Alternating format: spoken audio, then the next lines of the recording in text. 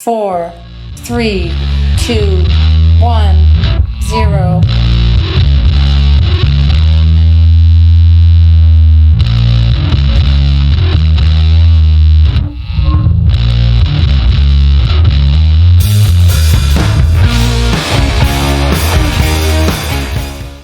Well, good morning, folks, and welcome to the very first edition of the Production Room Podcast. We are here in the third floor production room at the Dixie Theater in downtown Ruston. This place was built in 1928, and this room we're in was actually used as the projection room when they showed the old silent movies here back in the day. We've converted it into this podcast studio, and our goal is to bring you some of the latest up-to-date news about our local artists, our musicians, our performing artists, and we're going to get in depth with all of them, hopefully, throughout the course of this show. I'm very excited about our first guest this morning. Many of you probably already know him. I'm going to throw a little introduction before I show you who I've got here. So he's a singer, he's a songwriter, he's a playwright. We're going to talk about that a little bit too. He's a part-time professor, radio personality, and a retired Ruston police officer. Welcome to our podcast this morning, Mr. Monty Russell. Hey, Tom. Thanks for having me. Oh, Monty, it's a pleasure to have you here. Pleasure for you to ask me to. When we decided to put this together, I decided a long time ago I want Monty to be my first guest, and here he is. Very kind. I do want to give a quick shout out to Origin Bank, who is our corporate sponsor for the Production Room Podcast here. We're so glad to have them on board. And we're fixing to talk about Monty now. So, okay. Monty, let's talk about you as a singer. Okay. I know you do a lot of the local bars, the honky tonks. You get around some. You've done some recording. Yeah. So what's going on lately with Well, lately I've just been trying to work as much as I can over at Muscle Shoals, Alabama, and then I work outside of Nashville in a little town called Pegram, Tennessee, where a bunch of homeboy Louisiana guys who have done really well in the business have a studio there, and kind of my group. You know, it's kind of like once you find your group, right, where you take yourself and work. And so I'm working on a number of productions that have kind of been stalled. Some of them are stalled and still being stalled after the pandemic. Right.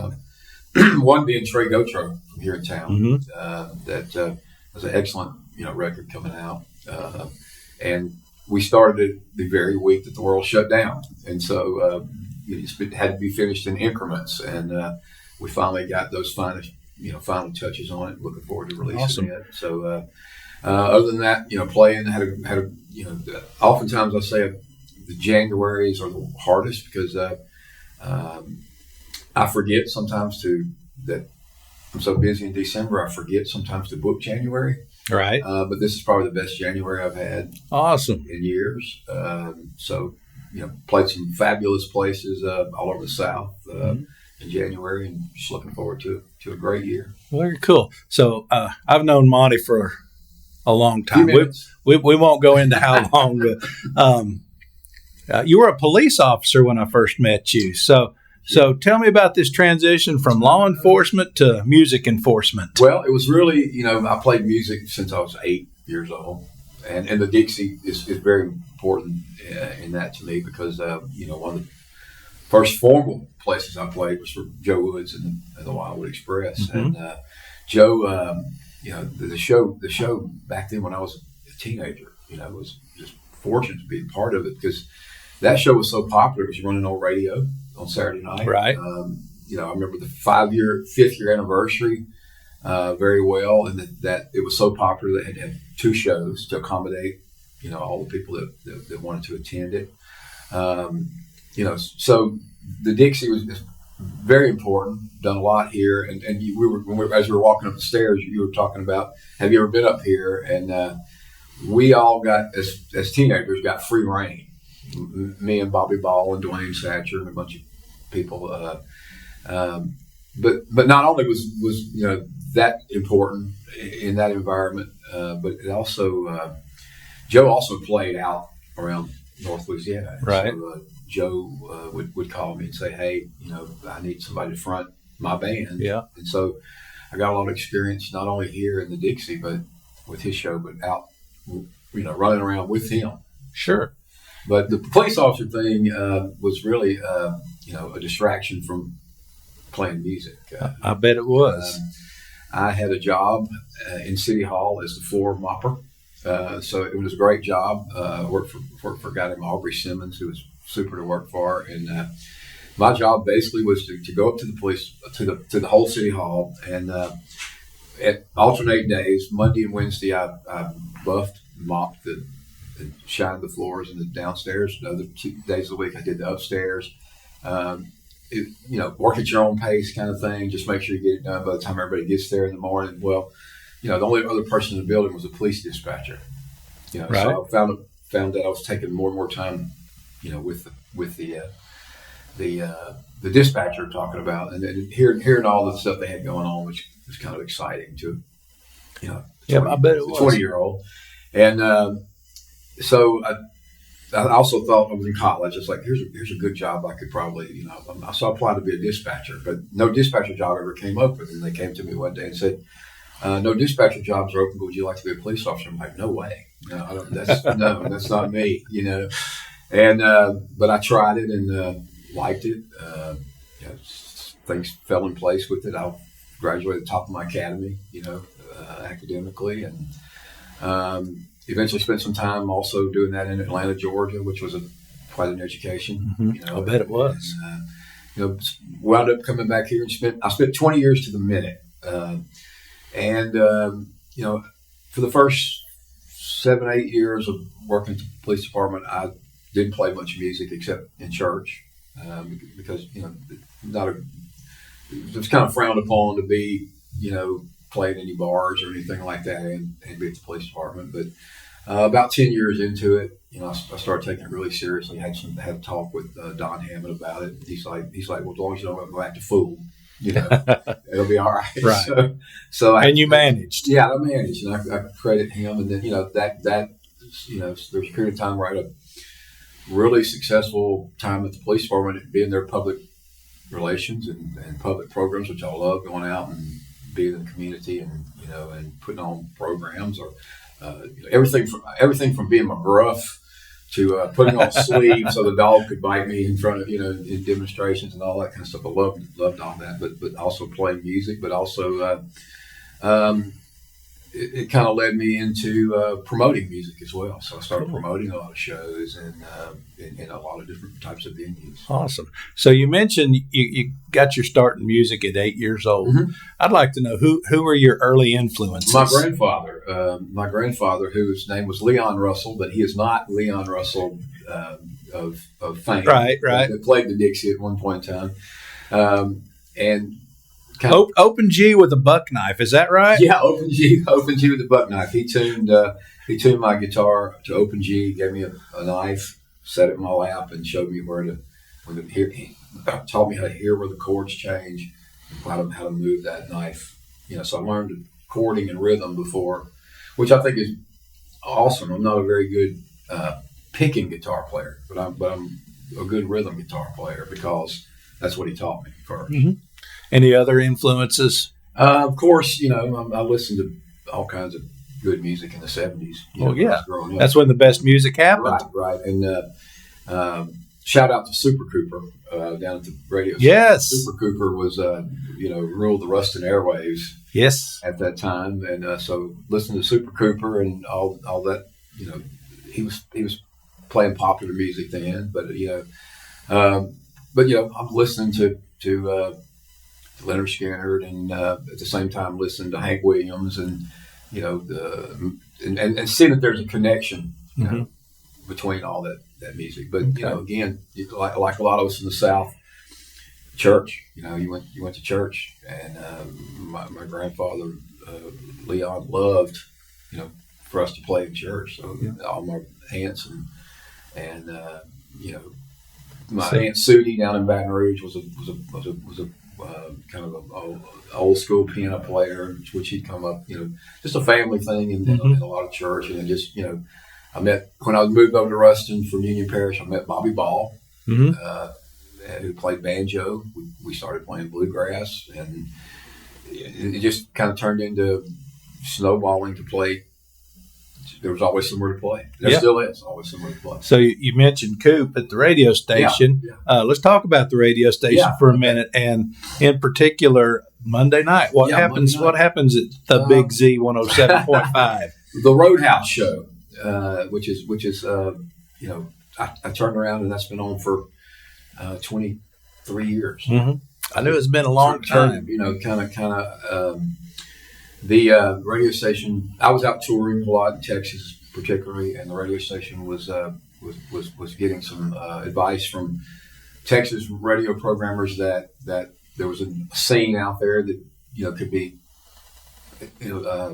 capitalized on, and they were seeing these names that they didn't recognize, and you have this tendency in music to think that if it's not the top 40 in the top tier that there's not another place out there, but there's a whole nother world. You are so right. Whole other world out there. Two of my favorite radio programs to listen to, and they're not sponsors, but I'm going to shout them out anyway. Is the Roadhouse Show. Yeah, thank you. And then KEDM does the boot every night. And it's not people you're going to hear on the radio every day. I get thrilled that when they play something from me every night, and I kind of catch it every once in a while. It just thrills you to hear it. Yeah.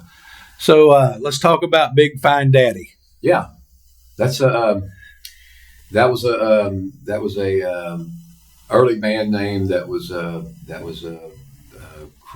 created, a persona, I guess, was created by Steve Hearn. Who was the assistant district attorney at the time, and I was looking for a bass player, and everybody kept saying, when Hearn was young, he was quite the musician, and so I went to his house and sought him out. He hadn't done that in a long time, but how long ago was that? Gosh, that was the early '90s. I would think that when we started that, and it kind of it is kind of the thing. We were a local cover band, but we got because 3 or 4 of us were cops, and he was a DA, so the college kids started calling us the Cops. Okay, but Steve came up with that moniker. And then Judge Harmon Drew, wonderful person that he was, just passed away and had a wonderful band for years and years. But I can remember, before social media, one of the things Drew did is had this amazing email list. So he could send out an email like we'd send out social media today. And he and I were going to. He called me one time and he goes, I'm not really happy with this, you calling yourself Big Fine Daddy, because that's my name. Okay. See, I did not know that. That up with Steve Hearn. And so, I was helping promote a performance with him one night, and he said, well, we're going to turn this into a thing. So he sent out on an email to some, 1,800 people on his email list probably, and it said, I am calling you out, boy. I am the real Big Fine Daddy. And it blossomed from that. People thought we were, the next thing was, come to my show on Saturday night. I'm going to whip you like a red-headed stepchild in Walmart, and that just continued to grow to some feud. And I have, one of my prized possessions that he gave me was that he gave me a quitclaim deed. It says, I, Harmon Drew, no longer claim the name Big Fine Daddy. You are the true. That's pretty cool. But we had a lot of fun with that's that. Very cool. Big Fine Daddy, So, I understand Monty does some teaching. Yeah, I do some teaching. Tell us about that. I teach for the last 10 years. I went back in my 40s and got a master's degree in English, and then got a master's degree in theater at the same time. And from that, like a lot of things have happened. Somebody said, "Hey, we got a spot over here at Tech if you want to, teach adjunct." And I'm like, sure, I'd love to do that. So I started doing a little adjunct work there at Tech, and then Delta Community College called Tech to ask if there was anybody that might want to teach something over there. So I started teaching a couple of days a week at Delta, which I'm still doing. Tech. I taught at Tech up until the pandemic when the enrollment kind of, for a long time they were having an overflow, but now the enrollment had dropped back down after the pandemic.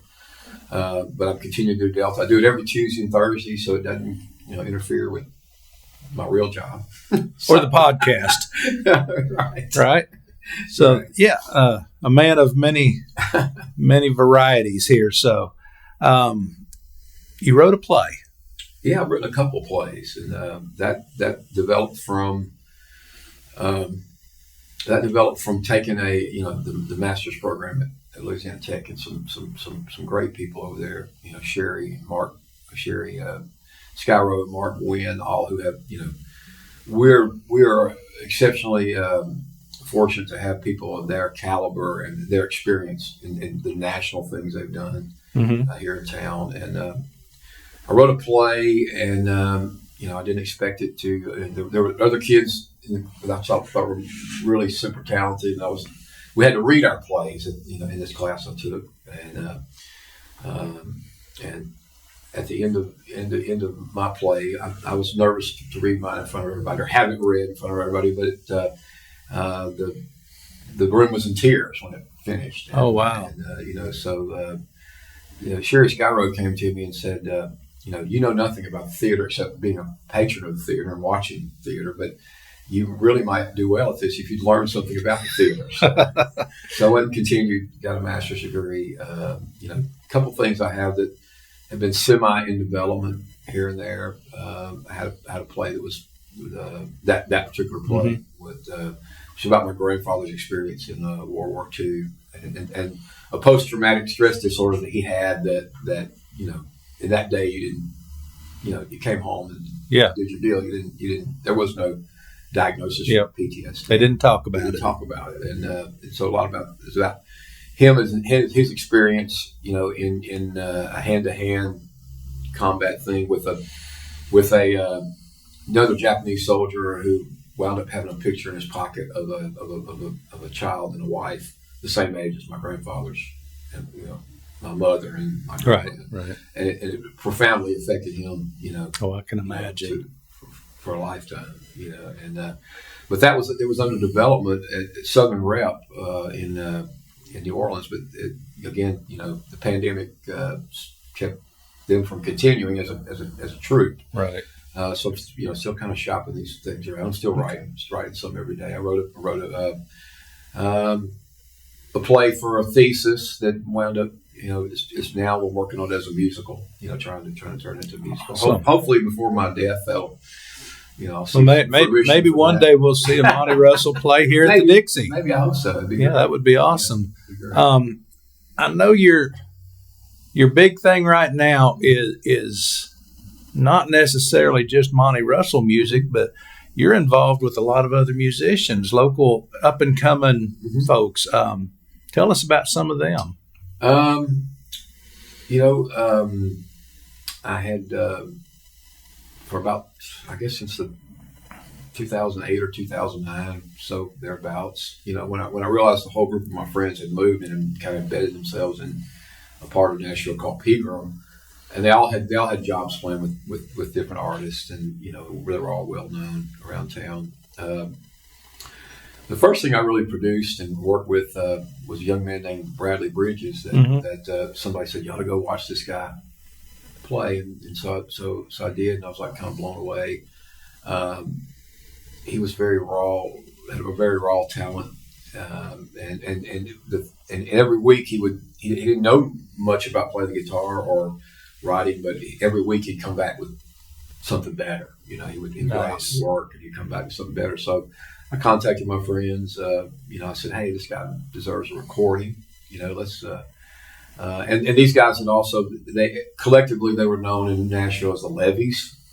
And I remember the Levies. The Levies had just recorded, a fabulous record, which is probably one of the best records that's never been heard, by everybody in the world. And they recorded. They were trying to be swampy in Louisiana. They're feeding on that Louisiana thing. So they cut. I wrote a bunch of songs with them. They cut some other songs of mine. They did, so we worked together, and I'd seen them at work, recording the things we had worked on together. And so I brought Bradley to them, and a couple songs at a time. We did a record, and I said, "Man, this is a process I really enjoy, And it was something I would do every day if I could, do that every day. But I've produced since then, 10, 12, 15, guys from our region, a couple guys that aren't from our region, and stuff that runs the gamut from the blues record with Dave P. Moore, a couple records with Bo Atkins, kind of Southern Soul in Shreveport. I did a top 40 sounding record with a guy named Bubba Reeves, and it's really nice. Some days I can turn on the radio and hear, 4 or 5 songs that I produced. Yeah, on the radio, and not being some big time producer, they stand up to, what people are doing with giant budgets. I'm always amazed by the amount of talent we have just right here in our little town of Ruston, and even all of North Louisiana. It's incredible. I go on. I've told folks before, I think we're getting close to rivaling Austin with the type of talent we have here, and it's a good thing. We're going to take a little break right here. I want to remind everybody that Origin Bank is sponsoring the Production Room podcast, and we're so grateful for that. We're going to be back in a little bit, and Monty's going to sing a song for us. So what are we going to sing today, Monty? I'm going to sing something I just wrote up in Muscle Shoals with my friend James LeBlanc. In fact, it's the first thing we got together and wrote. It just kind of sums up, hanging out with my grandfather and the fact that I hung out with him as a child and him teaching me. I always think that, no matter what I did, whether it was a police officer or teach or any other job, he gave me a skill, at 8 years old that I could make a living. Right. And I have made a living, with the skill that he taught me. And this song is called Vagabond. Vagabond. Ladies and gentlemen, Monty Russell. Monty, if somebody wanted to reach you to book a gig or set you up to do a show, what's the best way to do that? Facebook's probably the best way. Messenger or 318-243-5072. MontyRussellMusic@hotmail.com. I have a website, but in the course of semi-managing some other artists, I always tell them do what I say, not what I do. My website's not, I'm like on them about getting your website, but mine's not. But you can catch MontyRussellMusic.com. Awesome. Thank you, sir. We'll be back in just a moment with Vagabond from Monty Russell.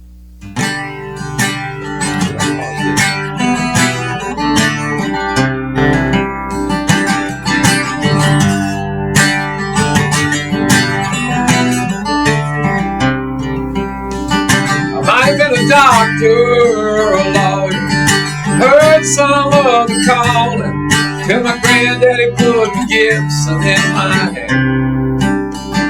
Taught me how to play your cheap harp. That's the moment that it started. Set me on the path of a guitar man.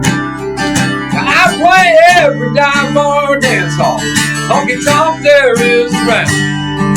I live day by day, song after song from town to town.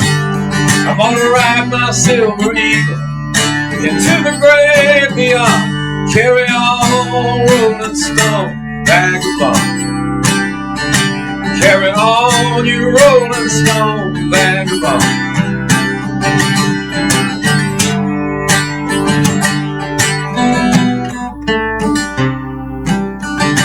Just a traveling troubadour, like my heroes all before me. Got the gypsy juke down the road they bled. Rhinestone nudie jackets, Stetson hats until the casket. Just trying like hell to raise the hell they raise. 'Cause I play every dive bar dance hall, honky tonk there is around.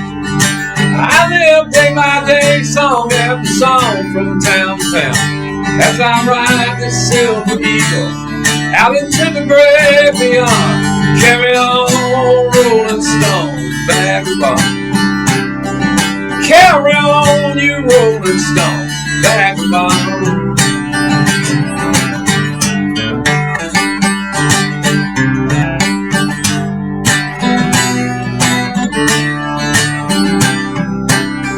I play every dime bar dance hall, honky tonk there is around. I live day by day, song after song from town to town, as I ride my silver eagle out into the great beyond. Carry on, rolling stone, vagabond. Carry on, you rolling stone, vagabond.